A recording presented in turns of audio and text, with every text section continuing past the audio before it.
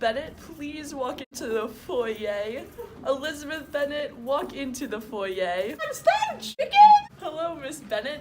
Do you know Mr. Darcy? A little. You think he's cute? Yeah, he's freaking cute. I don't know why you would have to ask, but honestly, I cannot believe that she would even ask me if he was cute. Is she into him? Does she think I'm into him? What the actual freak? Why would she ask that? Let me know. I am sure I know none so handsome, but in the gallery upstairs you will see a finer, larger picture of him than this. Bring it on, baby. Isn't she a cutie like her brother? Yeah, she's a stunner. Despite what a catch she is, I really do not think that Mr. Darcy is going to find love anytime soon. I do not know who is good enough for him. Considering I just rejected Mr. Darcy's marriage proposal, this could get a little awkward. What? No, why would you think I'm nervous? What, do I seem nervous? Did she say she was nervous? Sup? Stop.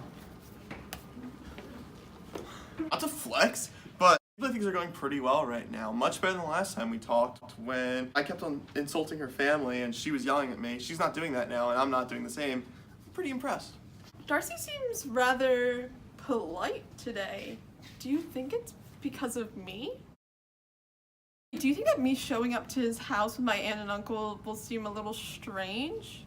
Jesus, when you say it like that, I've made a huge mistake. Mr. Darcy, if you don't mind me asking, why do you come home so early? I took off a couple hours earlier than the rest of my party due to some business with my steward that popped up. Not the tea that I was hoping for. Oh, I forgot to mention, Mr. Bingley and his sisters are on their way. Elizabeth, if you're interested in hitting them up when they arrive, my younger sister Georgiana will be with them as well, and I would love it if you introduce yourself to them and her. She's a big fan, and she's been dying to meet you. Hold up, Mr. Darcy wants me to meet his sister? Trying to go inside? Nah. Well, at least she's not yelling. So, what you think about Mr. Darcy? Well, Lizzie, he's a cutie pie for sure. Personality-wise, I give him about a 7 out of 10. Could be better, but I didn't sense a little bit of pride in him. Nay! I've decided that Mr. Darcy's sister Georgina must visit me on the day she returns from Pemberley. However, those plans were completely thrown off when the gardeners showed up. And I couldn't even compose myself to be polite to them. I'm such a fool. Oh, Georgiana, I forgot to tell you, Mr. Bingley will be coming to hit you up very soon. Yo! Listen, I'm not mad at Mr. Bingley, but had I still felt any, I could hardly have stood its ground against the unaffected cordiality which he expressed himself upon seeing me again. I mean, come on! Does he not remember what happened? However, I did notice no look appeared on either side that spoke particular regard. Nothing occurred between them that could justify the hopes of his sister. It's been a long time since we met. In fact, it's been since the 26th of November. I was also very impressed by his memory. I'm sure that we will meet again, Elizabeth, for I was wondering if your sisters are also joined by you. Nah, this isn't a #girls trip, sadly. I'm very glad to see Mr. Darcy act polite for once in his life. Maybe he's cleaning up his act. So I've been thinking about it, and how great would it be to be in charge of Pemberley? IDK, not saying that I really want to marry Mr. Darcy, because that would be insane, but his house is really nice, and Mother says that I do need to find myself a sugar daddy. Maybe it wouldn't be so bad. So we're sitting here, right? And I can just feel the judgy vibes from the table, Miss Bingley, stop staring at me. We get it, you're jealous, but at least try to conceal it. The only way that can make this better is Mr. Darcy's accompaniment. He's the kind of eye candy I could snack on. So Eliza, word on the estate is that the militia is moving out of Meryton. That must be a great loss to you and your family. Wow, Miss Bingley, thank you so much for your concern. But I believe that our family will endure this time. We daughters still believe in helping around our estate, so the future looks stable. All right, got a blast. Got a blast. Ooh. I cannot believe her. She has the nerve to come to Pemberley with her little fortune and speak with us with composure about her circumstance. Oh, God. Darcy is way too good for her. She ugly. Her personality is also quite drab, and her behavior is quite unapproachable. So Georgie, that Bennett girl, I cannot stand to even be in the same room with her. Her behavior and dress, quite disgusting. I must disagree with you here. I find her to be quite agreeable and pleasant. Agreeable? How? She comes in here with her meager wealth and expects to become acquainted with your brother. He is much too good for her. I find them to be compatible, and my brother believes her to be quite beautiful and intellectual. She doesn't get her vaccines, but that is a minor overlook. She's an anti-vaxxer. What?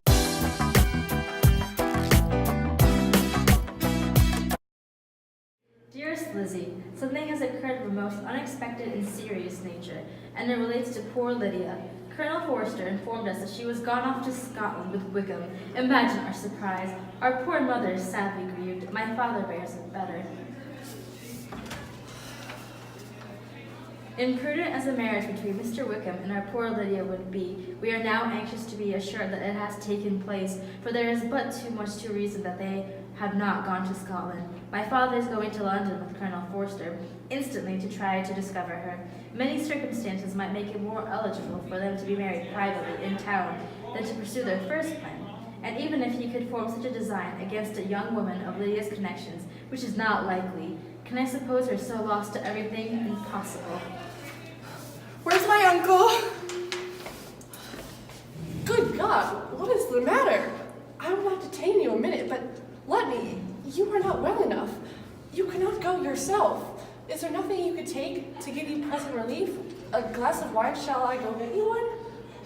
We just had a letter from Jane with such dreadful news.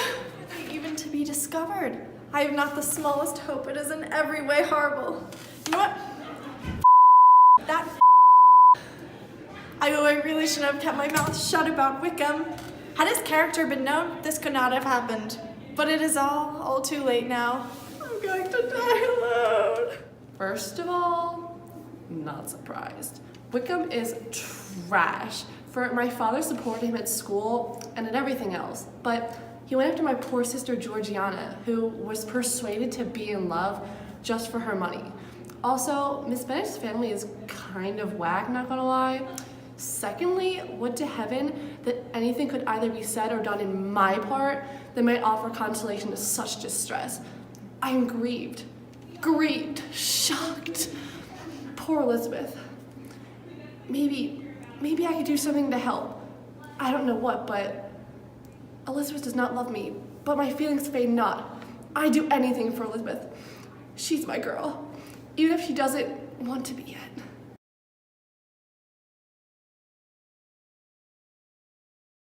Okay, so I know you guys are kind of upset right now, but I am in love with my dear Wickham. I don't know why everyone cares so much because we are so in love. Like, Mom and Dad, if you're watching this, it's not a phase. We are going to live together forever and ever, and there's nothing you can do about it. God, why don't you guys just support me? I'm more than one of the Elizabeth's very silly sisters. Like, Lizzie has no room to judge because has she seen any pleasant men? Has she had any flirting? No. You know why? That's because I'm the only one who actually has the guts. Lord, how would she be like to be married before any of them? And I would chaperone them about all the balls. Ugh, just leave me alone.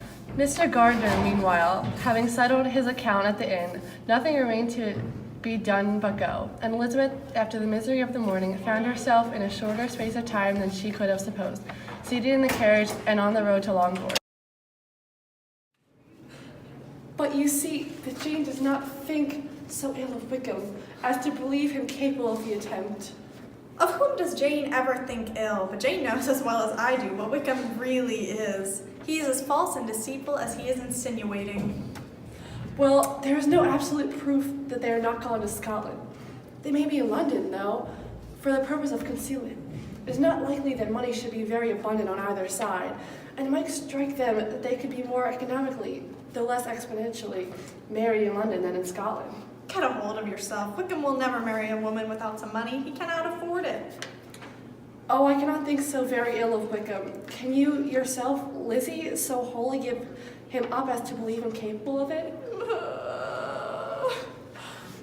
I shall soon go to London to find Lydia. I do not lack hope. Can one think that Lydia is so lost to everything but love of him as to consent to live with him on any other terms than marriage?